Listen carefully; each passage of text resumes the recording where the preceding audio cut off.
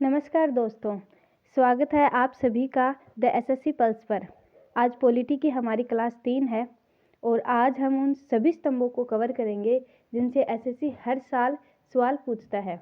वो हैं राष्ट्रपति, उपराष्ट्रपति और संघीय मंत्री परिषद। आज के ये 10 से 15 मिनट आपकी तैयारी में 2 से 4 नंबर पक्के कर सकते हैं। तो चलिए बिना समय गवाए शुरू करते हैं आज का पहले प्रश्न से, जो है भारतीय राष्ट्रपति की न्यायिक शक्तियों और उनकी परिभाषा के संबंध में निम्नलिखित में से कौन सा युग्म गलत मिलान किया गया है। तो ऑप्शन ए है परविलंबन। इसका अर्थ है कि प्रकृति को बदले बिना उसकी अवधि को कम करना। सेकंड ऑप्शन है क्षमा। ये सजा और दोषसिद्धि दोनों को हटा सकता है। थर्ड ऑप्शन है राहत। ये सजा के स्थान पर कम सजा देने को दर्शाता है जो मूल रूप से दी गई थी।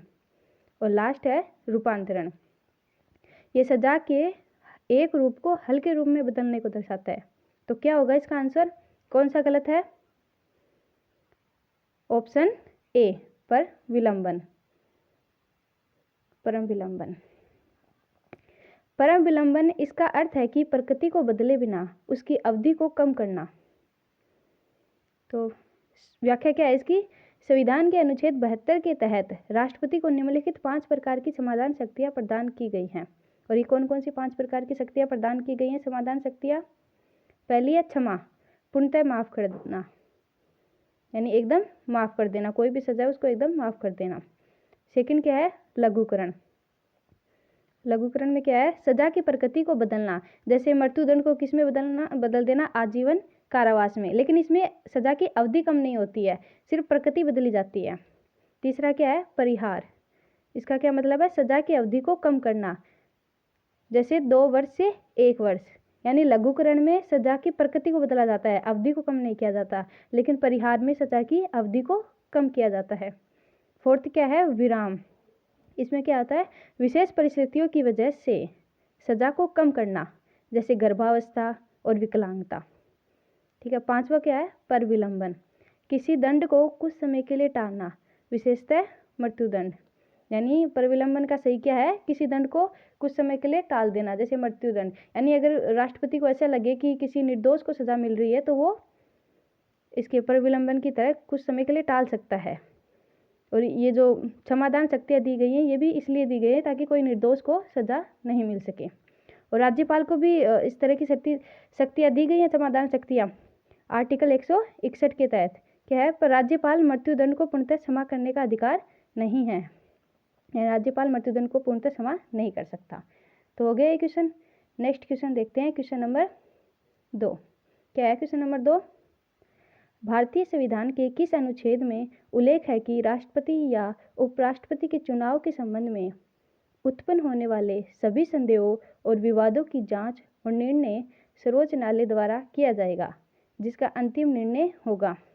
यानी किस अनुच्छेद में है कि राष्ट्रपति उपराष्ट्रपति के चुनाव के संबंध में अगर कोई संदेह या विवाद उत्पन्न हो रहा है तो सुप्रीम कोर्ट को किस अनुच्छेद के तहत ये अधिकार दिया गया है निर्णय का? ऑप्शन ए है अनुच्छेद 69, ऑप्शन बी है अनुच्छेद 68, ऑप्शन सी है अनुच्छेद 70 और ऑप्शन डी है अनुच्छेद 71। तो किसके तहत दिया गया है? अनुच्छेद 71। राष्ट्रपति के निर्वाचन के संबंध में उत्पन्न किसी भी विवाद की सुनवाई सिर्फ सर्वोच्च न्यायालय में की जा सकती है। यानी सर्वोच्च कई और मतलब राष्ट्रपति या उपराष्ट्रपति के निर्वाचन से अगर कोई समस्या उत्पन्न होती है, विवाद उत्पन्न होता है, तो उसकी सुनवाई सिर्फ सुप्रीम कोर्ट ही कर सकता है, कोई और न्यायालय नहीं कर सकता। सर्वोच्च न्यायालय द्वारा दिया गया निर्णय अंतिम व सर्वमान्य है जब तक कि संसद कोई नया कानून न बना ले। राष्ट्रपति पद धारण करने वाले व्यक्ति द्वारा किया गया कार्य हमेशा वैध ही माना जाएगा, बशर्ते वह संविधान का उल्लंघन न करता हो। यानी उसके द्वारा उस व्यक्ति का जो है, जैसे अगर कोई राष्ट्रपति के चुनाव में धांधली पाई गई तो उसका राष्ट्रपति पद की जो जांच है वो सर्वोच्च न्यायालय करेगा। लेकिन अगर वो जितने दिन तक राष्ट्रपति रहा, उसने जो काम किए हैं वो वैध ही माने जाएंगे जब तक कि वो संविधान का उल्लंघन नहीं करते हों। ठीक है, इसका यही है। और बाकी ऑप्शन देखते हैं। जो अनुच्छेद 68 में क्या है? उपराष्ट्रपति की पद की रिक्ति के लिए निर्वाचन। यानी उपराष्ट्रपति का पद रिक्त हो जाए तो उसके लिए निर्वाचन की विधि है। अनुच्छेद 69 में क्या है, उपराष्ट्रपति द्वारा शपथ। और अनुच्छेद 70 क्या है, अन्य आकस्मिकताओं में राष्ट्रपति के कार्यों का निर्वहन। ये किस में है, अनुच्छेद 70 में। ठीक है, हो गया ये क्वेश्चन। देखते हैं क्वेश्चन नंबर 3। भारत के राष्ट्रपति को हटाने के संबंध में निम्नलिखित में से कौन सा से कथन सत्य है, यानी इनमें से कौन कौन से कथन सही हैं। तो फर्स्ट है, महाभियोग की प्रक्रिया संसद के किसी भी सदन में शुरू की जा सकती है। बी है, महाभियोग के आरोप उस सदन के 1/3 सदस्यों द्वारा हस्ताक्षरित होने चाहिए जिसमें यह प्रक्रिया शुरू की गई थी।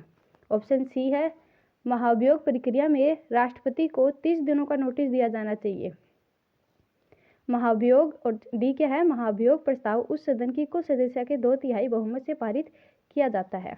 तो क्या होगा इसका answer, right answer option A, B और सी है, या बी है ए बी सी डी, या सी है ए और ए बी सी, या डी है ए और डी। तो क्या होगा, ऑप्शन फर्स्ट क्या है, महाभियोग की प्रक्रिया संसद के किसी भी सदन में शुरू की जा सकती है। तो ये सही है, यानी ऑप्शन ए सही है। ऑप्शन बी क्या है, महाभियोग के आरोप उस सदन के 1/3 द्वारा हस्ताक्षरित होने चाहिए जिसमें प्रक्रिया शुरू की गई थी। तो क्या ये सही है, यानी ये गलत स्टेटमेंट है। सही क्या होगा, 1/4 सदस्यों द्वारा हस्ताक्षरित होना चाहिए, यानी बी का गलत है। सी क्या है, महाभियोग प्रक्रिया में राष्ट्रपति को 30 दिनों का नोटिस दिया जाना चाहिए। तो ये सही है कि गलत, ये गलत है। महाभियोग की प्रक्रिया में राष्ट्रपति को कितने दिन पहले के सूचना देनी चाहिए, 14 दिन पहले की। तो सी का भी गलत है। और डी का सही है क्या, महाभियोग प्रस्ताव उस सदन की कुल सदस्यता के 2/3 बहुमत से पारित किया जाना चाहिए। तो ये राइट स्टेटमेंट है। तो कौन कौन से सही है, ए और डी। संविधान का अतिक्रमण करने पर राष्ट्रपति को अनुच्छेद 61 में उपबंधित रीति से चलाए गए महाभियोग द्वारा पद से हटाया जा सकता है। राष्ट्रपति को 14 दिन पहले इसकी सूचना देना अनिवार्य है। महाभियोग की प्रक्रिया संसद के किसी भी सदन में शुरू की जा सकती है। महाभियोग का आरोप जिस सदन में लगाया जाता है उस सदन की कुल सदस्य संख्या की 2/3 बहुमत से संकल्प पारित कर अगले सदन के लिए भेज दिया जाता है। तो आगे समझ में अनुच्छेद 61 क्या है। तो नेक्स्ट देखते हैं क्वेश्चन नंबर 4। क्या है क्वेश्चन नंबर 4, 20 जुलाई 1969 को भारत के किस मुख्य न्यायाधीश ने भारत के कार्यवाहक राष्ट्रपति के रूप में शपथ ली। तो किसने शपथ ली थी। ऑप्शन ए है न्यायमूर्ति हरिलाल जगीशुनदास कन्या, बी है न्यायमूर्ति एम पतंजलि शास्त्री, सी है न्यायमूर्ति सुंधी रजन दास, और डी है न्यायमूर्ति मोहम्मद हिदायतुल्ला। तो क्या होगा इसका right answer, option number D, न्यायमूर्ति मोहम्मद हिदायतुल्ला। 1969 में राष्ट्रपति डॉक्टर जाकिर हुसैन की मृत्यु के बाद तत्कालिक उपराष्ट्रपति वीवी गिरी ने कार्यवाहक राष्ट्रपति के पद को धारण किया, लेकिन बाद में उन्होंने राष्ट्रपति का चुनाव लड़ने के लिए इस्तीफा दे दिया। तब तत्कालीन भारत के मुख्य न्यायाधीश एम हिदायतुल्ला ने पद धारण किया। इन्होंने कितने दिन तक किया था, 35 दिन तक कार्यवाहक राष्ट्रपति के रूप में कार्य किया था। तो कौन बने थे कार्यवाहक राष्ट्रपति, पहले न्यायाधीश मोहम्मद हिदायतुल्ला। ये मतलब पहले मतलब कार्यवाहक राष्ट्रपति भी थे और ये राष्ट्रपति भी बने थे, और ये वो भी थे, क्या थे, न्यायमूर्ति भी थे। ठीक है, अब नेक्स्ट देखते हैं क्वेश्चन नंबर 5। क्या है क्वेश्चन नंबर 5, राष्ट्रपति द्वारा की जाने वाली नियुक्तियों में से सही है कि राष्ट्रपति किन किन की नियुक्ति करता है। भारत के मुख्य न्यायाधीश, वित्त आयोग के अध्यक्ष, प्रधानमंत्री, डी राज्यपाल। तो किस किस की करता है, किस किस की करता है, मुख्य न्यायाधीश की करता है, वित्त आयोग के अध्यक्ष की भी करता है, प्रधानमंत्री की नियुक्ति भी राष्ट्रपति द्वारा की जाती है, और राज्यपाल की भी। यानी क्या आएगा, ऑप्शन नंबर सी, ABC, यानी सभी की करता है। तो क्या है, राष्ट्रपति द्वारा की जाने वाली नियुक्तियां, भारत के मुख्य न्यायाधीश, उच्च न्यायालय के न्यायाधीश, राज्यपाल, वित्त आयोग के अध्यक्ष, दिल्ली व यूटी के मुख्यमंत्री, मुख्य चुनाव आयुक्त, प्रधानमंत्री, और नियंत्रक व महालेखा परीक्षक। इन सब की नियुक्ति कौन कर सकता है, कौन करता है, राष्ट्रपति। ठीक है, हो गया ये क्वेश्चन। तो नेक्स्ट देखते हैं क्वेश्चन नंबर 6। अगर आप लोगों को इन प्रश्नों का लेवल अच्छा लग रहा है तो वीडियो को लाइक ज़रूर कीजिए, ताकि हमें और भी अच्छी क्लासेस लेने का मोटिवेशन मिलता रहे। तो चलो क्वेश्चन नंबर 6 स्टार्ट करते हैं। भारतीय संविधान के कौन से अनुच्छेद संघ की कार्यपालिका से संबंधित है? यानी संघ की कार्यपालिका से संबंधित कौन कौन से अनुच्छेद है? ऑप्शन ए है अनुच्छेद 52 से 78, ऑप्शन बी है अनुच्छेद 80 से 86, सी है अनुच्छेद 36 से 51 और डी है अनुच्छेद 12 से 36। तो क्या होगा इसका राइट आंसर? अनुच्छेद 52 से 78। भारतीय संविधान के भाग 5 में तथा अनुच्छेद 51 से 78 तक संघीय कार्यपालिका का वर्णन है। संघीय कार्यपालिका में राष्ट्रपति, उपराष्ट्रपति, प्रधानमंत्री, मंत्रिपरिषद और महान्यायवादी शामिल है। संघीय कार्यपालिका में कौन कौन शामिल है? राष्ट्रपति, उपराष्ट्रपति, प्रधानमंत्री, मंत्रिपरिषद तथा महान्यायवादी। और ये किस संविधान के कौन से भाग में है? भाग 5 में, आर्टिकल 51 से 78। राष्ट्रपति संघ की कार्यपालिका का प्रमुख होता है और सरकार का प्रमुख प्रधानमंत्री होता है। राष्ट्रपति को सलाह व सहायता देने के लिए प्रधानमंत्री तथा मंत्रिपरिषद होती है। ठीक है, हो गया ये क्वेश्चन। देखते हैं क्वेश्चन नंबर 7। निम्नलिखित में से कौन राष्ट्रपति के निर्वाचन में भाग नहीं लेता? यानी कौन है जो राष्ट्रपति के निर्वाचन में भाग नहीं लेता? ऑप्शन ए है निर्वाचित राज्यसभा सदस्य, बी है राज्य विधान परिषद के निर्वाचित सदस्य, सी है निर्वाचित लोकसभा सदस्य और डी राज्य विधानसभा के निर्वाचित सदस्य। तो कौन है जो राष्ट्रपति के निर्वाचन में भाग नहीं लेता? वो है ऑप्शन बी राज्य विधान परिषद के निर्वाचित सदस्य। तो अब देखते हैं कि राष्ट्रपति के निर्वाचन मंडल में कौन कौन सम्मिलित होता है। अनुच्छेद 54 राष्ट्रपति के निर्वाचन मंडल में निम्नलिखित सम्मिलित होंगे। फर्स्ट, राज्यसभा और लोकसभा के निर्वाचित सदस्य मनोनीत सदस्य नहीं होते हैं, सिर्फ निर्वाचित सदस्य ही उसके निर्वाचन में शामिल होते हैं। सेकंड, राज्य विधानसभाओं के निर्वाचित सदस्य। और थर्ड, केंद्र शासित प्रदेश दिल्ली और पुडुचेरी की विधानसभाओं के निर्वाचित सदस्य। यानी दिल्ली और पुडुचेरी के जो विधानसभा के निर्वाचित सदस्य हैं वो राष्ट्रपति के निर्वाचन में सम्मिलित होते हैं। जम्मू कश्मीर में भी विधानसभा है, लेकिन अभी तक मतलब अभी अगर नेक्स्ट अगर इलेक्शन हुए तो शायद राष्ट्रपति के चुनाव में वो भी हिस्सा ले सकते हैं, लेकिन अभी फिलहाल के लिए अगर एग्जाम में आए तो आपको दिल्ली और पुडुचेरी ही करना है। ठीक है, नेक्स्ट देखते हैं क्वेश्चन नंबर 8। भारत के रक्षा बलों का सर्वोच्च सेनापति कौन होता है? कौन होता है भारत के रक्षा बलों का सर्वोच्च सेनापति? फर्स्ट है भारत का मुख्य न्यायाधीश, बी है भारत का प्रधानमंत्री, सी है भारत का राष्ट्रपति और डी है सेनाध्यक्ष। तो कौन होता है रक्षा बलों का सर्वोच्च सेनापति? भारत का राष्ट्रपति। और ये किस आर्टिकल में है? आर्टिकल 53(2) में। भारत के रक्षा बलों का सर्वोच्च सेनापति भारत का राष्ट्रपति होता है। संसद को राष्ट्रपति द्वारा सैन्य शक्तियों के प्रयोग को विनियमित या नियंत्रित करने का अधिकार है। यानी इसके जो सैन्य शक्तियां हैं राष्ट्रपति की, वो कौन नियंत्रित करता है? उसको संसद करती है। और ये सर्वोच्च बलों का सर्वोच्च सेनापति होता है राष्ट्रपति। इसका मतलब है कि युद्ध की घोषणा, शांति की घोषणा, ये सभी कौन करता है? राष्ट्रपति ही करता है। और जो तीनों सेनाएं हैं, थल सेना, वायुसेना, जल सेना, उनकी जो सर्वोच्च हैं उनकी नियुक्ति भी राष्ट्रपति द्वारा ही की जाती है। ठीक है, हो गए क्वेश्चन। अब देखते हैं क्वेश्चन नंबर 9। भारत के उपराष्ट्रपति को पद की शपथ कौन दिलाता है? ऑप्शन ए भारत के प्रधानमंत्री, ऑप्शन बी लोकसभा अध्यक्ष, ऑप्शन सी भारत के मुख्य न्यायाधीश, ऑप्शन डी भारत के राष्ट्रपति। तो कौन दिलाता है उपराष्ट्रपति को शपथ? भारत के राष्ट्रपति। अनुच्छेद 63 भारत का एक उपराष्ट्रपति होगा। उपराष्ट्रपति को शपथ राष्ट्रपति द्वारा दिलाई जाती है। राष्ट्रपति राज्यसभा का पदेन सभापति होता है। ये किस संविधान के, किस देश के संविधान से लिया गया है कि राज्यसभा का पदेन सभापति होता है? अमेरिका की संविधान से। लेकिन वह राज्यसभा का सदस्य नहीं होता है। राष्ट्रपति की अनुपस्थिति में राष्ट्रपति के रूप में भूमिका का निर्माण करता है। यानी राष्ट्रपति की अनुपस्थिति में राष्ट्रपति की भूमिका का कौन करता है? भूमिका कौन निभाता है? उपराष्ट्रपति। और अगर उपराष्ट्रपति भी नहीं हो तब कौन निभाता है? सर्वोच्च न्यायालय का मुख्य न्यायाधीश। ठीक है, तो अब देखते हैं क्वेश्चन नंबर 10। भारत का उपराष्ट्रपति बनने के लिए निम्नलिखित में से कौन सी पात्रता आवश्यक नहीं है?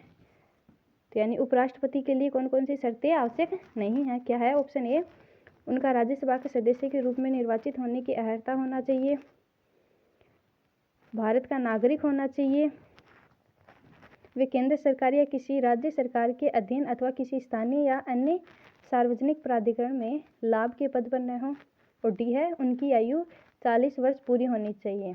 तो क्या है गलत इसमें? कौन सी पात्रता आवश्यक नहीं है? उनकी, ऑप्शन नंबर डी, क्या उनकी आयु 40 वर्ष पूरी होनी चाहिए, ये स्टेटमेंट गलत है। तो किस में है? अनुच्छेद 66(3) के अनुसार राष्ट्रपति की योग्यता। राष्ट्रपति की योग्यता किस आर्टिकल में है? अनुच्छेद 66 में। क्या है योग्यता? भारत का नागरिक होना चाहिए, न्यूनतम आयु कितनी होनी चाहिए? 35 वर्ष, और 3 क्या है? राज्यसभा का सदस्य बनने के योग्य हो, और चौथी जो योग्यता है वो क्या है? लाभ का पद धारण नहीं किया गया हो। ठीक है, देखते हैं क्वेश्चन नंबर 11। सेवानिवृत्त होने वाले उपराष्ट्रपति के कार्यकाल की समाप्ति की कितनी अवधि के भीतर अगले उपराष्ट्रपति का निर्वाचन होता है? यानी एक उपराष्ट्रपति अगर सेवानिवृत्त हो जाए तो दूसरे उपराष्ट्रपति का चुनाव कितने समय में हो जाना चाहिए? ऑप्शन ए 75 दिन, ऑप्शन बी 120 दिन, ऑप्शन सी 60 दिन, ऑप्शन डी 90 दिन। तो कितने टाइम में हो जाना चाहिए? ऑप्शन सी 60 दिन। अगले उपराष्ट्रपति का निर्वाचन वर्तमान उपराष्ट्रपति के पदावधि की समाप्ति के 60 दिनों के भीतर किया जाना चाहिए। ठीक है, अब नेक्स्ट क्वेश्चन देखते हैं, क्वेश्चन नंबर 12। उपराष्ट्रपति का चुनाव लड़ने के इच्छुक उम्मीदवार को जमानत राशि के तौर पर कितनी राशि जमा करनी होती है? तो कितनी राशि? Option A 20,000, option B 25,000, option C 15,000 और ऑप्शन डी 30,000। तो कितनी राशि जमानत राशि जमा करनी होती है? 15,000। ठीक है, उपराष्ट्रपति की कितनी जमानत राशि है? 15,000, और राष्ट्रपति की भी कितनी है? 15,000। प्रस्तावक कितने चाहिए उपराष्ट्रपति को? 20, और अनुमोदक भी 20, और उपराष्ट्रपति को 20-20 प्रस्तावक और अनुमोदक चाहिए, और राष्ट्रपति को 50-50। ठीक है, और किस बैंक में जमा करानी पड़ती है जमानत राशि? आरबीआई में। ठीक है, हो गया। देखते हैं नेक्स्ट क्वेश्चन, क्वेश्चन नंबर 3। क्या है? निम्नलिखित में से कौन सा कथन भारत के प्रधानमंत्री के बारे में सही नहीं है? तो ऑप्शन ए क्या है? वे सरकार के मुख्य होते हैं, बी है वे राष्ट्रपति और मंत्रिपरिषद के बीच प्रमुख संचारक होते हैं, सी है वे और उनके मंत्री सामूहिक रूप से संसद के उच्च सदन के प्रति उत्तरदायी होते हैं, और ऑप्शन डी है वे उन व्यक्तियों के नाम की सिफारिश करता है जिन्हें राष्ट्रपति द्वारा मंत्री के रूप में नियुक्त किया जा सकता है। तो क्या होगा इसका आंसर जो सही नहीं है? फर्स्ट क्या है? वे सरकार के मुख्य होते हैं, तो प्रधानमंत्री सरकार का प्रमुख होता है, राष्ट्र का प्रमुख राष्ट्रपति होता है, और सरकार का प्रमुख प्रधानमंत्री होता है। बी क्या है? यानी फर्स्ट तो सही है। बी क्या है? वे राष्ट्रपति और मंत्री परिषद के बीच प्रमुख संचारक होते हैं, तो ये बात भी सही है, मतलब बीच के होते हैं। और सी क्या है? यानी बी भी सही है, ए और बी सही है। सी क्या है? वे और उनके मंत्री सामूहिक रूप से संसद के उच्च सदन के प्रति उत्तरदायी होते हैं। तो ये स्टेटमेंट गलत है, क्योंकि वे संसद के निम्न सदन लोकसभा के प्रति उत्तरदायी होते हैं मंत्री। ठीक है, तो कौन सा गलत है? ऑप्शन सी, वे और उनके मंत्री सामूहिक रूप से संसद के उच्च सदन के प्रति उत्तरदायी होते हैं। तो व्याख्या क्या है? संविधान के अनुच्छेद 75(3) में कहा गया है कि संपूर्ण मंत्रिपरिषद सामूहिक रूप से लोकसभा के प्रति उत्तरदायी होगी। प्रधानमंत्री की नियुक्ति राष्ट्रपति द्वारा, ये किसमें है? अनुच्छेद 75 में। प्रधानमंत्री विधायिका तथा कार्यपालिका दोनों का वास्तविक प्रधान होता है। थर्ड क्या है? लोकसभा में स्पष्ट बहुमत प्राप्त दल के नेता के प्रधानमंत्री के रूप में नियुक्ति, यानी राष्ट्रपति किसी को भी ऐसे नहीं है हर किसी को प्रधानमंत्री बना दे, जो स्पष्ट बहुमत प्राप्त दल है उसके नेता को ही प्रधानमंत्री के रूप में नियुक्त करता है।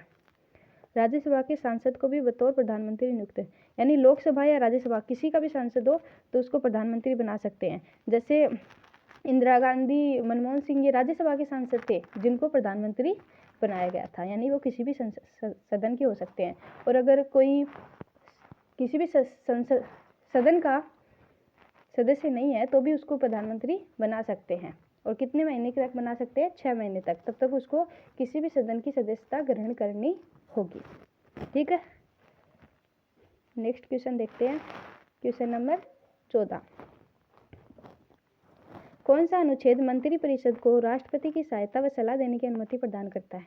यानी किस अनुच्छेद में मंत्रिपरिषद को राष्ट्रपति की सलाह और सहायता देने की अनुमति है? ऑप्शन ए अनुच्छेद 74, बी अनुच्छेद 61, सी अनुच्छेद 70 और डी अनुच्छेद 52। तो किस अनुच्छेद में है? अनुच्छेद 74। अनुच्छेद 74, राष्ट्रपति को सहायता और सलाह देने के लिए मंत्रिपरिषद प्रधानमंत्री सहित सभी प्रकार के मंत्रियों, कैबिनेट, राज्य एवं उप मंत्री के समूह को मंत्रिपरिषद कहते हैं। मंत्रिपरिषद में कौन कौन शामिल होते हैं? कैबिनेट, राज्य, उप मंत्री। ठीक है, अनुच्छेद 70 क्या है? बाकी देखते हैं। तो अनुच्छेद 70 क्या है? अन्य आकस्मिकताओं में राष्ट्रपति के कर्तव्यों का निर्वहन, ये अनुच्छेद 70 में है। अनुच्छेद 52, भारत का एक राष्ट्रपति होगा। अनुच्छेद 61, राष्ट्रपति पर महाभियोग। मंत्रिपरिषद और मंत्रिमंडल में डिफरेंस पता है ना? मंत्रिपरिषद बड़ी होती है, मंत्रिपरिषद में मंत्रिमंडल यानी कैबिनेट, राज्य और उप मंत्री भी होते हैं। ठीक है, नेक्स्ट देखते हैं क्वेश्चन नंबर 15। मंत्रिपरिषद में मंत्रियों की नियुक्ति राष्ट्रपति द्वारा की सलाह पर की जाती है, यानी मंत्रियों की नियुक्ति राष्ट्रपति किसकी सलाह पर करता है? ऑप्शन ए महान्यायवादी, बी प्रधानमंत्री, सी उपराष्ट्रपति, डी उच्चतम न्यायालय। तो किसकी सलाह पर करता है? प्रधानमंत्री। प्रधानमंत्री। अनुच्छेद 75, प्रधानमंत्री की नियुक्ति राष्ट्रपति द्वारा और मंत्रिपरिषद के अन्य सदस्यों की नियुक्ति भी प्रधानमंत्री के परामर्श पर राष्ट्रपति द्वारा की जाती है। ठीक है, देखते हैं अब क्वेश्चन नंबर 16। लोकसभा के अधिनियमों के अंतर्गत सदन का नेता का अर्थ है यदि वह लोकसभा का सदस्य हो तो क्या होगा? सदन का नेता कौन होता है? लोकसभा अध्यक्ष, लोकसभा उपाध्यक्ष, या फिर सी प्रधानमंत्री, या डी राष्ट्रपति। तो सदन का नेता कौन होता है? प्रधानमंत्री। सरकार के प्रमुख को आमतौर पर प्रधानमंत्री कहते हैं जो लोकसभा का सदस्य होता है। यदि प्रधानमंत्री लोकसभा के सदस्य ना हो तो सदन के नेता का चुनाव कर सकते हैं। अगर कोई प्रधानमंत्री लोकसभा का अध्यक्ष नहीं है तो किसी और को नेता बना लेते हैं, सदन के नेता का चुनाव कर लेते हैं। ठीक है, तो एक आपको होमवर्क क्वेश्चन देती हूँ, आप करके देखना और जिसको भी आता है वो कमेंट बॉक्स में इसका आंसर देना। ठीक है, क्वेश्चन है संविधान के किस अनुच्छेद के तहत भारत के राष्ट्रपति को अध्यादेश जारी करने की शक्ति प्राप्त है? किसके तहत है? अनुच्छेद 1, अनुच्छेद 110, बी है अनुच्छेद 123, सी है अनुच्छेद 213 और डी है अनुच्छेद 72। ठीक है, तो ये थी आज की हमारी क्लास। जो इसमें जो क्वेश्चन है वो बार बार आते हैं, रिपीट होते हैं, तो इसकी अच्छी तरह से तैयारी कर लीजिएगा और आप मुझे बताइएगा आपको कितने सवाल आते थे। ठीक है, और आप अगर हमारे चैनल पर नए हैं तो DSSC को सब्सक्राइब कर लीजिए ताकि आपको क्लास 4th मिल जाए। ये हमारी एक 3rd क्लास थी, जिसने पहली क्लास नहीं देखी है उसको डिस्क्रिप्शन बॉक्स में लिंक मिल जाएगी पहली 2 क्लास की। ठीक है, पढ़ते रहिए, अपनी तैयारी मजबूत रखिए। मिलते हैं कल। जय हिंद, जय भारत।